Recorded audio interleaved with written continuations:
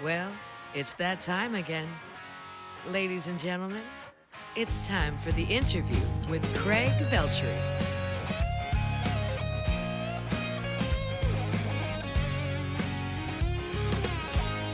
Thank you, Megan Pennington, and welcome to the interview. The revolving door policy is in effect tonight. On May 12th, my guest and I had a lovely conversation on her internet show, The Ranch with Randie O'Neil, airing on her YouTube channel, Blast Music 24/7, and My Music Radio. When she's not talking to the best that Americana music has to offer on her show, she has been quite busy as a singer-songwriter. Her latest EP, Heart and Soul, has her positioned as a finalist for 5 of this year's International Singer-Songwriters Association International Awards, including Best USA Female Artist and Album of the Year. Calling in from the ranch in Easton, Pennsylvania, here she is, Randie O'Neil. Randie, welcome to the interview. Oh, so glad to be here, Craig. I'm glad to have you back on. It was a really wonderful chat and wonderful experience to be on your show. Is this the first time you've done a podcast? Do you have broadcasting experience prior to this? Well, The Ranch is my first show. I've been on many podcasts, and they're always fun and different. And I love just meeting different people. It's just wonderful. Oh, me too. It's the great reward out of all of it. I mean, I think you and I both know that money is not quick to come in a venture like this. But you've only been at it for a year. What did you? Well, the podcast I've been at it for a year. Music I've been at it feels like forever. So. Oh, of course, and I'll get to the music in a second. But just on the podcast end of things, how did the opportunity come about to start the podcast? Actually, I was at ISA, International Singer-Songwriter, 2 summers ago. And I won for Video of the Year for Queen of the Barstool Two-Step Bronze. And at that time, I started talking with Troy Saha of Blast Music 24/7. And he's like, they're trying to branch out into the country market. Would I be interested in doing a podcast? And I'm like, yeah. So jumped on that. And a couple months later, I was lining up artists and just having a blast. Now, the ranch, is that suggests that you might be broadcasting from a farm, and Easton, Pennsylvania is rural Pennsylvania, right there on the New Jersey border outside of Allentown. So are you, in fact, broadcasting from a ranch? If not, why did you decide on the title? Okay. My dad, he passed a couple years ago. He had a farm called Timberland Acres. My sister now runs it. And so up north, we call them farms. You go down south and western, they're called ranches. But we thought for the Americana country vibe, we go with the ranch rather than the farm. Just like, I don't know, it's kind of like, because then you get jokes like this. Well, it's a wonderful concept. So was it just like immediately you thought to yourself, because the person who runs Blast 24/7 wanted more content? Is that where you kind of leaned it to that kind of thing? Was that just or did you come out with, maybe I could talk to these people? I love networking. And again, my background as a counselor, I thought this would be a great way to merge those two. My love of music, my love of gabbing and helping people. And this would be a way for other artists to promote their music. So, I just thought it was a win-win all the way around and kind of tap into some of my skills. We're here with Randie O'Neil, host of The Ranch, on the Craig Veltri interview, a service of Scarfire Media. For more on Scarfire Media LLC, go to scarfireradio.net. I really did enjoy your record, Heart and Soul, but that's been getting a lot of attention and a lot of accolades. And it is a strong song. There is a song on the record that by that name. Did you write that song first for the record, and you decided to kind of just build around a motif of it? Why did you decide to highlight that as the title track? That was actually one of the last songs I wrote. And it was interesting because the song is about the scary part of falling in love, right? You're in love with someone, but you don't know if they're going with you. So show me your heart and your soul. And what happened was when I started writing it, the guy did me really wrong. And I'm like, oh, you dirty bastard, you have no soul, So, so I went to the studio and I'm like, your ex and my ex should go bowling. I know. And so I'm like, Tom, we got to tone this down. This really isn't what I had in mind for the song. Reel it in. And he's looking at it and he goes, you got to lose that line. You got to lose that line. So I started rewriting. And again, I was going from this death metal to, Lucinda Williams, we really reeled it in. And that's what we wound up with.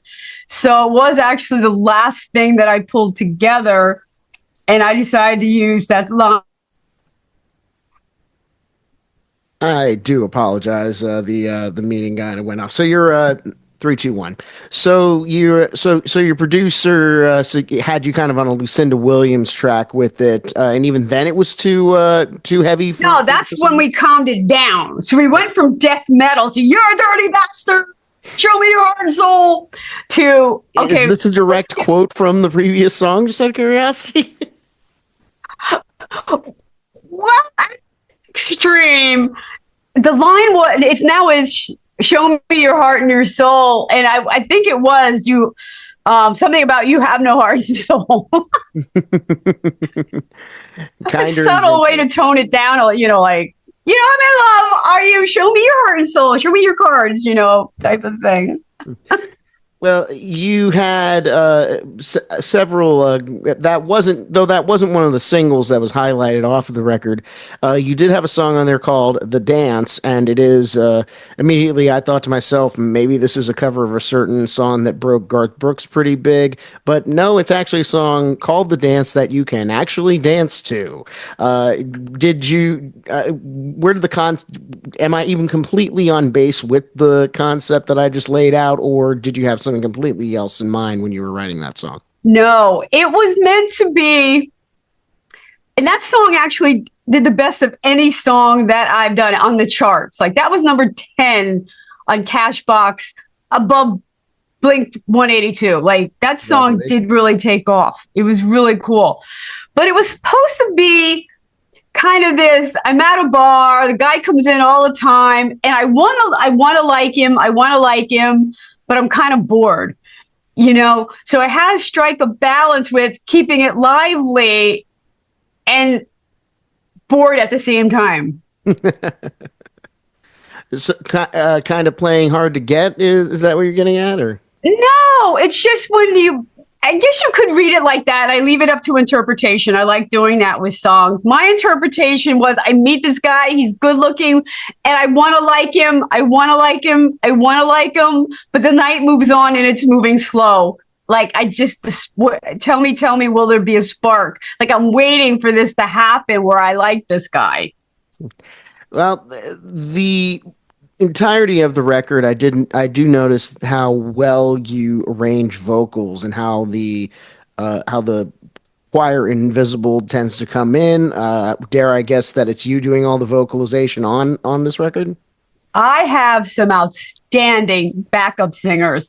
Luan Carter Dent and Jen Douglas Foote have been on tour with major artists, and I've learned to use backup artists like another instrument where, I'm going to do this and I actually am consciously thinking of where those backgrounds are going.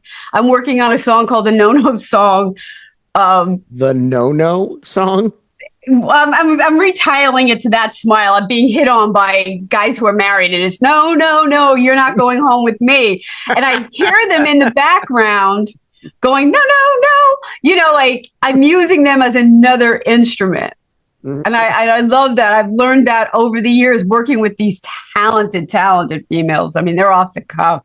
I mean, they're just like, oh, Tom will go, I'll go a third above that. And they're just there. I'm like, how do you do that? Like, it's amazing, their pitch abilities. So so what you're saying is it's you kind of do, you know how to use them. So do you kind of have an idea of like no for that song in particular, or is it oftentimes that they just come up with it? How does that usually It's a compromise, definitely. I mean, they're just so talented, their range, and they hear things I don't. When they're gonna ooh, and when they're gonna come in with words and things like that. I let them go with a lot. There are some things I have in the back of my mind that I definitely hear, they hear, and then we go, what else do you think we could do? And they're just like off and running on what happens. We talked about it on your show already, that it seems like whenever a project is done, another project tends to appear. And usually that can be just somebody has a flood of inspiration, but more often I find that it's just writers who are often dedicated. I frame this question as follows. As far as your process is concerned, and let's just focus in on Heart and Soul, the record itself. Are you more of a waiter or a writer? Meaning, do you sit and wait for the inspiration to hit, or are you writing every day diligently? There's a song on Woman I Am that's called no, Not That Girl. It's on Not That Girl, called Sinners and Saints. And I was part of this song circle, and they threw out a song challenge, write a song called Sinners and Saints. And I'm like, this is dumb. It's cliche. I can't do this. And then I sat down the day before it was due, and I said, you know what, Randie, you're a sinner and a saint all in the same day. And I wrote this song in 20 minutes. And I realized how liberating that was. That song was the #1 requested song in New Zealand. It was requested 4 times an hour for 3 months, And I'm like, that came out of nowhere. And it's so liberating because I didn't have to wait for life. I didn't have to wait to get dumped again. I could kind of call it on my own terms. And I took criticism a lot better. Like if my producer said, that line, can you change it? I'm like, sure. It just came out of nowhere, and I'm making up a story anyway. So it kind of helped evolve the song because, again, it wasn't my story that I had to stick to. I could, I'm just creating. And it was really liberating that I could write from prompts. And I like that. It's a fabulous way to get your mind going. I do like the prompt and a couple of ideas. Usually, I cheat in songwriter circles. Sometimes, like, oh, I already have one like that, so here you go for submission. But now you talk about the releasing and the in the. I do apologize. I know there was a storm between us, and I think that's what's messing everything up. Okay. Well, good news is that your side's getting recorded, and so is mine independently. So any of the lag is not gonna be affected by this. So we'll I'll fix all of this in post, and maybe this will be a video interview this week. Maybe it won't be. So it's no big deal. But anyway, 3, 2, 1. So New Zealand as a place that you've had seen your music thrive and all that chart success. I never like to think about why people like the songs I do or why people tend to like me. Just the sentiment of it. I don't care, and it's none of my business anyway. But your insight, what is it about you that you feel has given enough access to you as you continue to reach internationally in music? Why do you think people like your music so much? I had no idea, so I decided to ask the DJ Grant, and I'm like, wow, that song really took off. I'm really surprised. What do you think it is about the song and the style? And he goes, it's just so relatable. And he said the way you present and your writing is very, very relatable. And I'm like, okay, that's great feedback. So it's kind of encouraged me. Okay. 3, 2, 1. So so you found that encouraging? I did find it encouraging. It's like it was relatable. So the way I was relating, I didn't, was appealing to people. And when you write a song, if you start worrying about who's going to listen to it and like it, I think you're doomed as an artist. If you're able to kind of write a song, give a feeling, you'll find fans who like it. you I know, and completely want to agree. relate I to was always that, I you was know. taken aback once when I heard Shania Twain say that the way that she writes her songs is my audience going to like this, and it's a good idea to think, maybe, is this song going to be relatable? Is this song going to hit if you've found that formula to knock it through? I always kind of come to the music of, my life is not that unique, and these experiences could, even though I draw heavily from some of my life experience, it's not out of the realm that, people get their heart broken, people get turned down, people get disappointed, and, people fall short. That's universal. So I always hold to that hope that it is not that it is in fact relatable. And what's one song that in your time that you may have thought that you may have said too much about your own life? Do you have one of those? I have a couple of them. And somebody has told me that it's too personal, and I'm like, okay. There's one song I wrote called Daddy's Pride. And I opened the song saying I had alcoholic parents, and the biggest fail is when parents don't support their children. Mm. And, there's some people that don't want to hear that, maybe don't want to hear my story. And it's my daddy never taught me pride. My daddy never taught me pride. With a drink in his hand and evil in his eye, my daddy never taught me pride. I was stunned how many kids related to that song. It hit really big with the teen crowd. The adults were like, "Oh, TMI, maybe." But I have on every album, I have a song that has a cause. On Heart and Soul, it's Olivia talking about domestic violence. Yeah. And I don't think artists should shy away from topics. Folk music was originated around protest. Yeah. And speaking your voice, and sometimes we shy away from it, afraid we're going to lose fans. I'm afraid people aren't listening. I want them singing along and going, "Oh, someone's getting killed here," and then talking about it. I want to start discussions and stuff.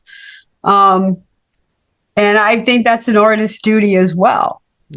Yeah, if you have the microphone and the platform and you're not using it to promote causes that are important or merely just fighting for the existence, I think we are at that point in our history right now where it is becoming vital to fight for the right to be on a microphone and speak to the truth at this point. It's become, and if I completely and wholeheartedly agree with that. You may as well just have a trained monkey with cymbals up here, just doing acts and stealing from your wallet at that point. Randie O'Neil here on the Craig Veltri interview, service of Scarfire Media LLC. Check out The Flame and the Indie Music Database on ScarfireRadio.net. Now, you had mentioned you bring up your parents, and obviously it sounds like it wasn't a great home, but was there music in the home? Daddy's Pride is about the day they sold my guitars. Yeah. Damn. I mean, I turned to music. I was trying to, hold my shit together. Literally, I came home one day, they were gone. They were gone. And I didn't even know what to do. I went out to the curb. I'm rocking. I couldn't even cry. Like, I was broken. How old were you at this? I was in 8th grade, I think. Oh, my. 8th grade, going into high school. And, I realized that I was on my own at that point. My parents didn't literally care about anything that was important to me, and that I was going to have to fight for it. And that's what I started to do in the house. And just about anyone else, I just, quite angry back then. But, when your parents can't support, I already had the guitars. They were there. Just let me alone, and they were gone, and that is an epic fail. And, it was survival of the fittest at that point, So literally you fought to continue writing and merely to survive, for sure. It would be foolish for me to say just how difficult. What was it about music and writing that just kept your head above water? Why'd you keep reaching to that and other it things? was singing. I decided I was going to sing because I can't take my voice. So, I started singing. It wasn't until college, and I tried out for a band, and they're like, "Oh, you're going to need to write lyrics." And I'm like, I think I might have something to say. And one of the first songs I ever wrote was "If Teddy Bears Could Talk." If teddy bears could talk, do you remember any? You don't have to sing it, but do you remember any lines If from it? teddy bears could talk, what stories they would tell. Tales of innocence and one of betrayal. Games of hide and seek. Let me take a peek, for after all, who's there to tell? That pretty pithy for a first try. Yeah. So what I mean, you mentioned Lucinda Williams in the redirection of Heart and Soul. Who was your North Star as an artist? Who was I the think it one was Pat Benatar. Pat Benatar. Because she did things on her own terms and You she have did it with similar so much haircuts. class, Yes. Yeah, she and not to mention just the power and stuff. I mean, do you have like if you could trade one song with Pat Benatar, which would it be?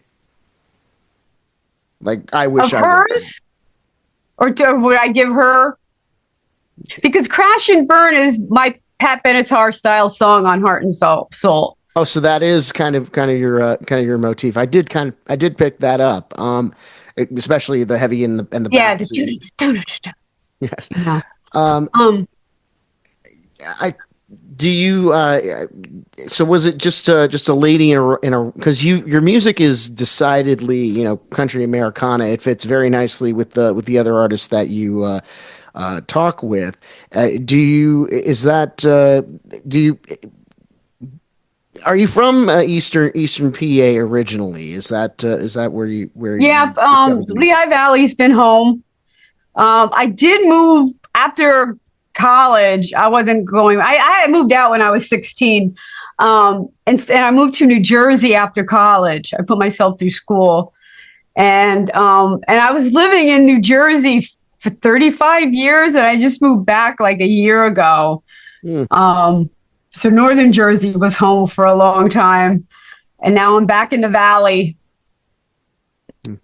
and back in the Valley. It's a beautiful part of the country, and so I guess you probably found more of your muse and your style in and around New Jersey. Moving from a much more, I mean, it is the Garden State, even though some people have said, "What are they growing? Smokestacks?" Now, get a little bit closer to the coast in the middle of the state. It's actually quite beautiful, and it is quite green, and so, but. Even so, the kind of music that you and we have the Jersey Devil down in the Pound Baron. So yes, so being in New Jersey and not in rural Pennsylvania, did that environment inform your musical style and your musical perspective at all? I think it did, because when I started playing guitar, I only started playing guitar like 10 years ago, 12 years ago. Really? And I started hanging around folkies at the time. And, because they were having workshops, they were very organized. The folk projects had getaways with guitar workshops and stuff. And I just thought this was the greatest thing ever. So I was kind of honing my crafts that way and kind of, combining, not going with a modern country, which is kind of a rock country. Southern rock really is what it is. Southern rock. Some of my stuff does lean into roots, like the Daddy's Pride. Heart and Soul a little bit. Yeah. Kind of leans into that. Well, as far I've actually been asked a couple of times by people about my age or slightly hovering around. to have helped me to learn how to play guitar. What is one bit of when people were teaching you how to play guitar? What's one thing that you latched on to that it could be technique, it could be attitude. What was one thing that they taught you that made you less apprehensive about the instrument? Not less apprehensive about the instrument. I am like totally insecure. I almost apologize for my guitar playing. I'm a strong rhythm guitarist, and I can pick that up, and I don't even apologize anymore. Like, I understand there are thousands of guitar players who are better than me, so I'm a singer, songwriter who plays a little guitar, and I let my band like kind of do the heavy lifting with stuff. So, I'm just trying to strum along and make a point. Whatever helps and whatever works, I would gather. So the record is out. You have the two singles that have been out and about and killing it. You got the Don't tell Mama did really well. The dance was killing it. And Heart and Soul it won, it was honorable mention of the Song of the Year contest in the American Songwriting Competition.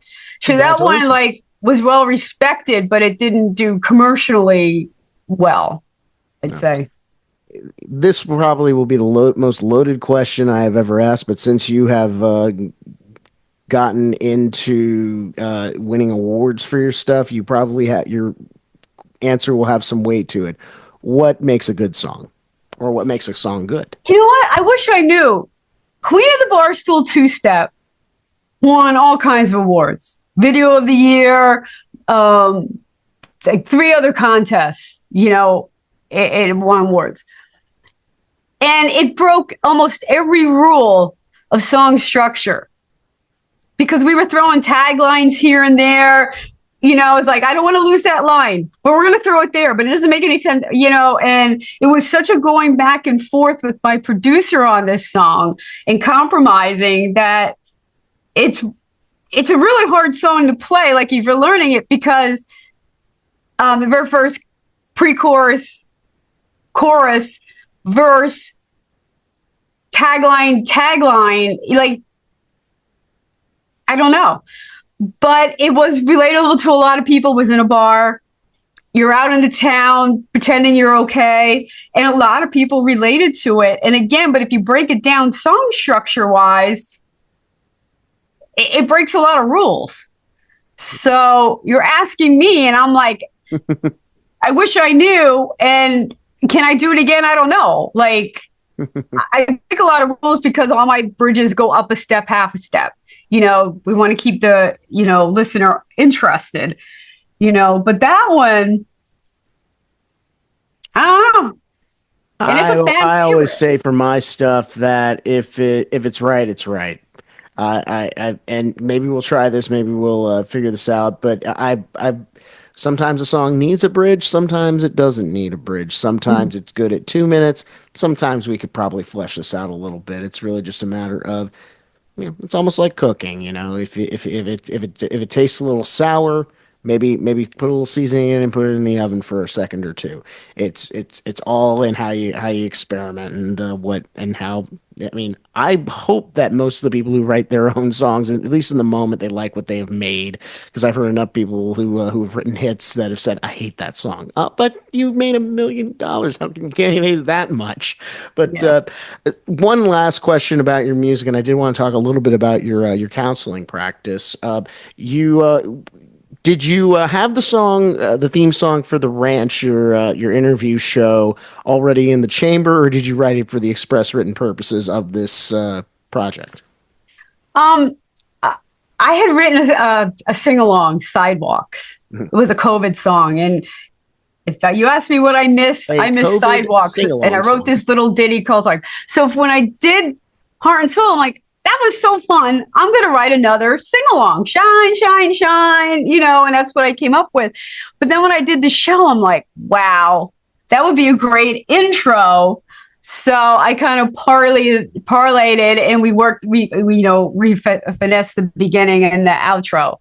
So I showed you last, we're recording this the day after we did the interview on your show, and I sent you one of my songs, Shine On, which kind of has kind of a similar lyrical themes to it.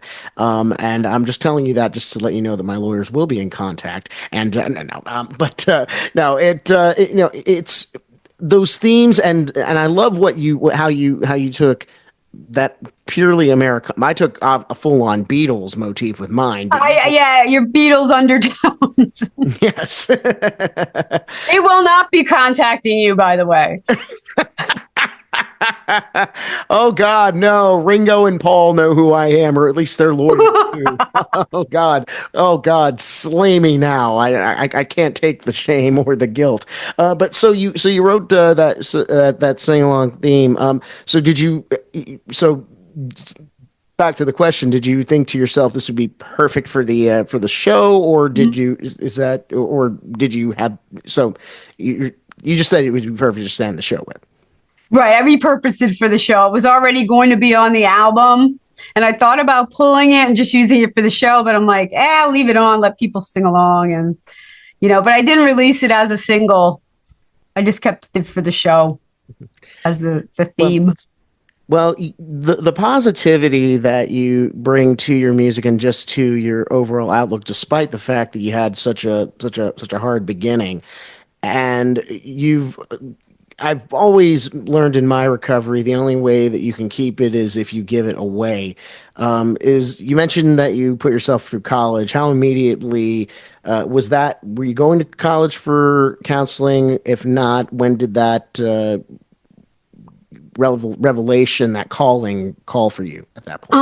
I actually started out, I was going to be a lawyer, but I put myself through school and I'm like, I can't put myself through law school. I ain't going to make it. I'm going to die. So midway through, I went into, I had 2 majors and a minor in education. I'm like, I'm going to be a teacher. Okay. And I taught for like 3 years and I'm like, it's missing.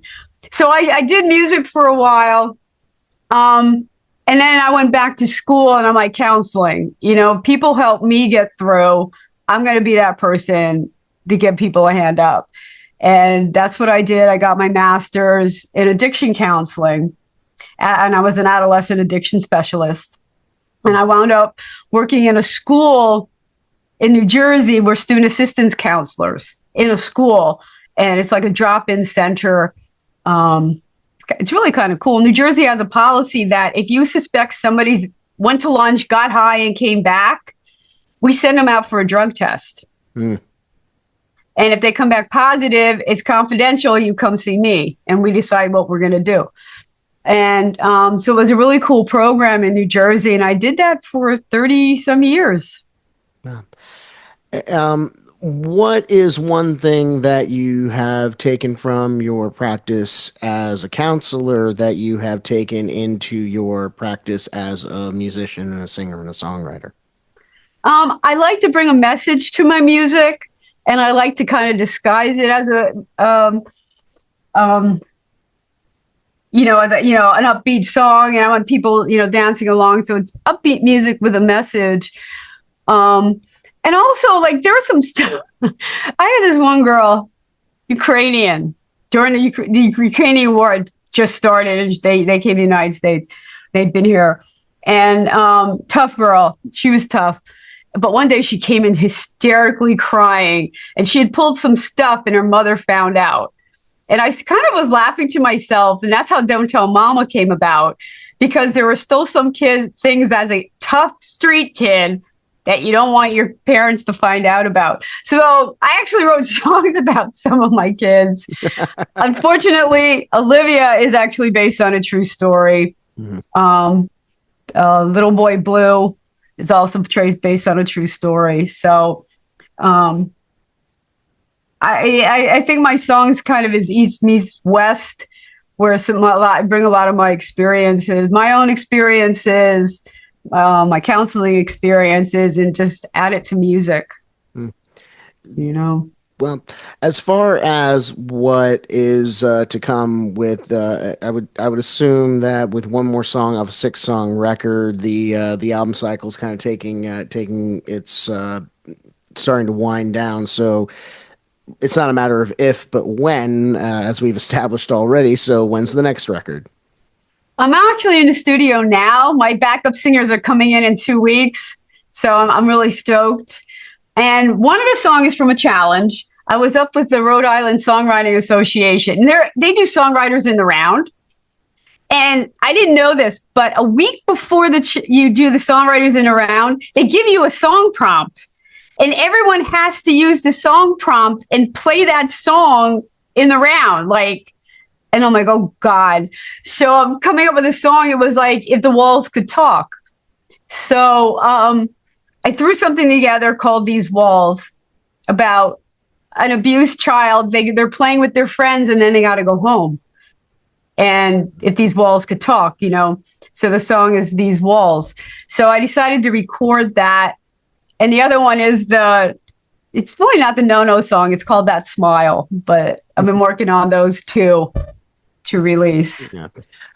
So. I kind of have a similar Walls Could Talk song on the next record. It's I'm thinking kind of almost like a Matchbox 20 kind of motif to it. It's called Vacant Spaces, and it is about a haunted house. I wrote it about there's a silhouette of a memory. The walls, they bleed with poison memories. I just kind of put myself back in the house that I was moving out of when I got divorced. So I was kind of remembering what that felt like and just kind of the vibe of it, because I don't believe in ghosts, but I kind of did give that kind of feeling like, okay, the memories are what's haunting me at the moment. So you're about to Okay. But I do believe in ghosts. You do. And I did do a ghost hunt in New Orleans like a month and a half ago. And I saw my first ghost. Like I woke up in the middle of the night and it was standing in the middle of my hotel room. It was really freaky. But yeah, I've seen some stuff. Yeah. I could tell some stories. And I'm a believer.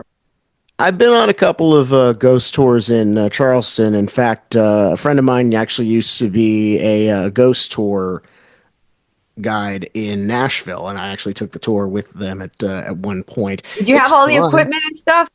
The ghost tours in Charleston, yes. The ones in Nashville, the only equipment was the lantern that the guide was carrying. But no, it's a nice way of talking about history as well.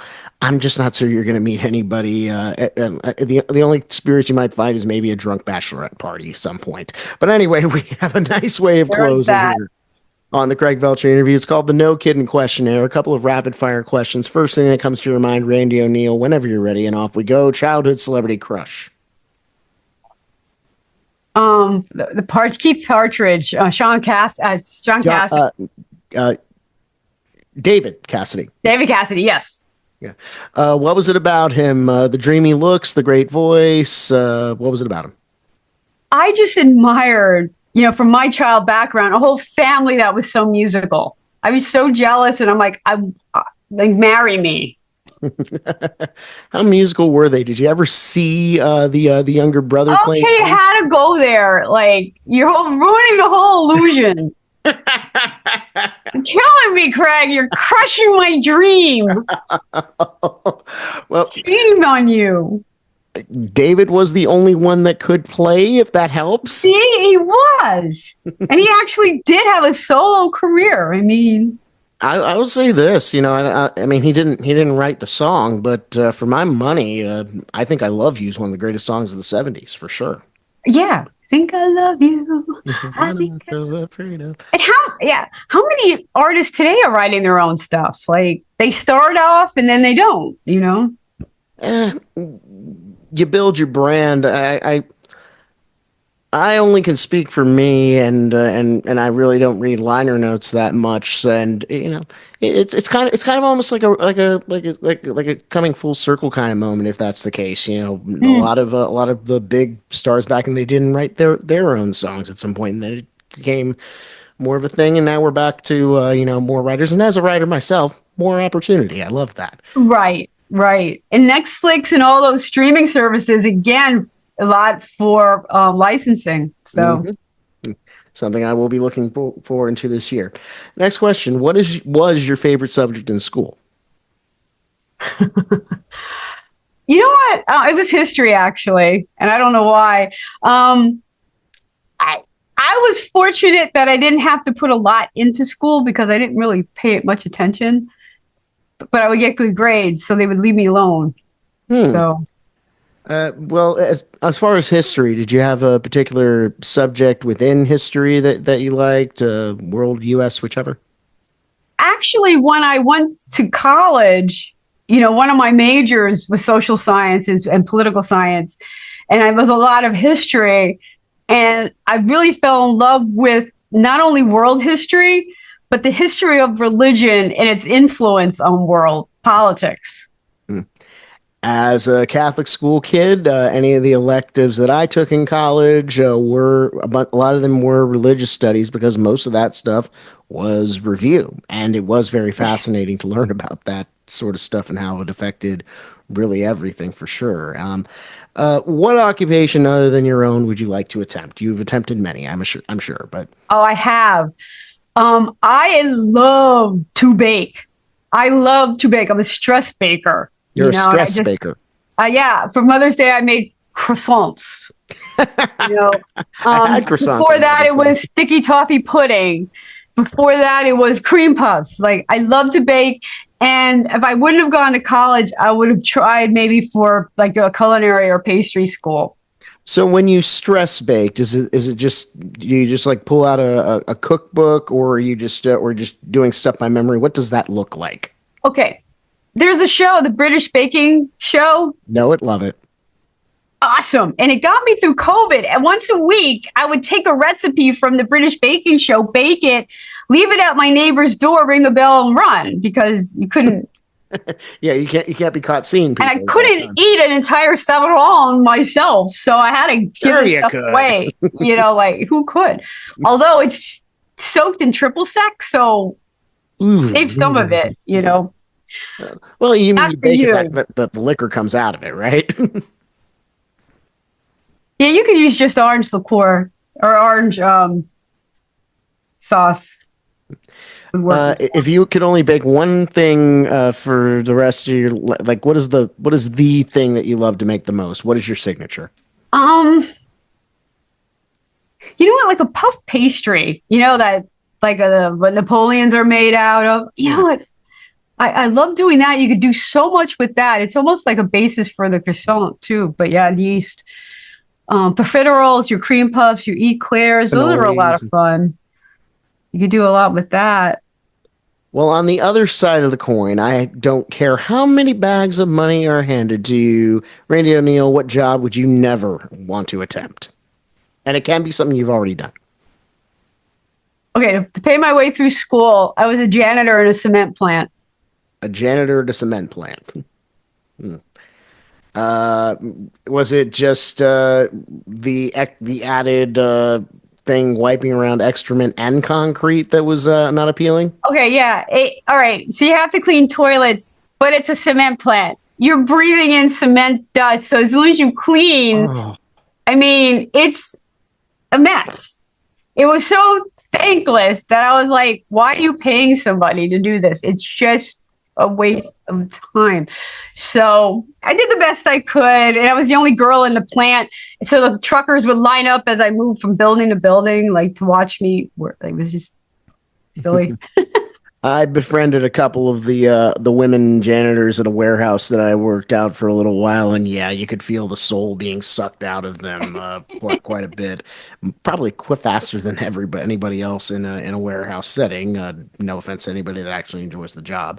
A great deal of respect for them because I have a great deal of respect for them. Absolutely. What is your go-to food on a road trip? Cheez-Its and popcorn. Do you have a preference on flavor for? Let's go with popcorn. Is it lots of butter? Is it a mixture or something? Probably cheddar. I'm very particular about my caramel popcorn. There was a brand down in Allendale the Barn Jam. I don't know if you've ever been there in South Carolina. It's an awesome venue. It's an outdoor venue. And one of the food trucks around it is this popcorn stand that has the best caramel popcorn you've ever had. And it spoiled me for all caramel popcorn ever. So I've gotten very picky about my popcorn. I'll be doing a lot of back and forth to Myrtle Beach this year, so I'll keep my eye out for it for sure.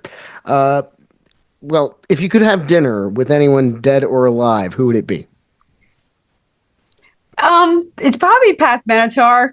Pat Benatar. I'd love to sit down and, get inspired. A lot of the females, like even Stevie Nicks, Joan Jett, the struggles they went through as a female artist. I'd love to sit and pick their brains, about that. There have been some historians, along the way, even like Barack Obama. I think he's just so interesting. Yes. Well, I have a funny feeling that this will probably be the quickest answer, or maybe it might take a minute because there's so many. But Randie O'Neil, what is your biggest pet peeve? People being late. People being late. It's a huge pet peeve. Especially in somebody who, I think honestly, some musicians think that it's a prerequisite. Hey, I don't have a job, so I don't have to adhere to a schedule. But of course, somebody who works in the medical field, no shows or dentists promise it is when you make an appointment. Right. So that I can imagine that's frustrating. Well, last question normally of the questionnaire is this: what is the best advice that anyone has ever given you? When I did my first album out in LA with Marty Rifkin and John Linder Coda, it was Woman I Am, and he handed it to me and he said, "You know what your budget is. You know how hard you worked on this. Do yourself a favor and don't get it reviewed. You don't need to. You know where the weaknesses are. You know where the pitfalls are. You don't need anyone to tell you." And it was the best advice. Because if you ask people for an opinion, they're going to come up with one, whether they like it or not. They're just going to have something to say. And so I think it's some of the best advice I ever got. Because again, you have limitations as an artist, an indie artist. You don't have unlimited budgets. You have to cut corners. You have to make concessions, and have somebody pointing them out to you is not helpful. Well, to quote Taylor Swift, pointing out my flaws again as if I don't already see them. My hell is actually going into any situation where I have to actually listen to my own songs ever again because I found something brand new that is wrong with the thing. So obviously great advice, and even better, getting unsolicited advice. It's like, the song's been out for 3 years. I can't do anything about it now, and I don't plan. Exactly. Why didn't you add this? Like, didn't feel like it. How about that? Because you weren't there to tell me 3 years ago. Where were you when I needed you? You gonna pay for it 3 years ago? Well, the reason I say that last question is normally the last question, because when anybody reveals that at any point in their life they were a teacher, they get a bonus question, which is as follows. What, maybe not the best advice that you have ever given, but what is the most common advice that you found yourself giving students or your clients? Oh God, I'm trying to think. My brain is just frozen. I work with anxiety, I work with trauma. And at some point, even with trauma, you can only blame your parents for so long. Yep. And we have to take some responsibility and find your own way. And, I do a lot of anxiety work with that. I do a lot of trauma work with that and addiction work to help people find their own way and stop living in that shadow. So it took me into my 20s, and the song I wrote, Vagabond, was the first verse was kind of an acknowledgement. Mama prayed I'd be a doctor someday. Dad knew better than to stand in my way.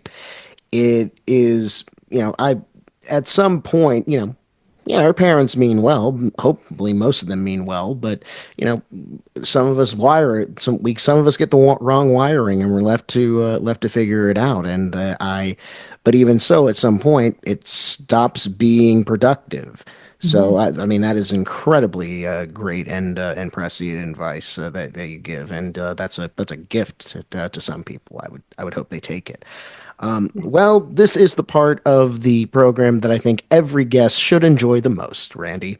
It is time for shameless self promotion. Heart and Soul is available on all the streaming. Where can we find it? Where can we find you and any of your dates in the ranch? Fire away. Okay. Well, you have to spell my name right. Randieoneil. If you spell it wrong, you get a baseball player, and you don't want that because that's kind of boring. So you can find me on any of the platforms if you spell my name right. But if you put Randie O'Neil Music and you spell my name wrong, you still might get me. So hopefully you will catch up. I do answer my own emails, so reach out. And the ranch, where can we see that? That's on my webpage. Contact, you can just fill it out and say hello. And if you spell my name wrong, put a dot, Randie.O'Neil at Yahoo, you get me too. So there it is. Well, Randie, it was delightful talking to you last night and to be talking to you today as well. And hopefully this will not be the last time we speak. Thank you so much again for joining me today on the Craig Veltri interview. Oh, this was a lot of fun, Craig. It's so weird doing it one night. I'm the interviewer, and then they do it this way. It's kind of fun. I like it. I know it's nice to give me both perspectives for sure. So you learn by watching. So thank you again for doing this. Thank you. Thank you. Give me some tips too. That's things I could do on my show. Well, where can I find this? Where did I?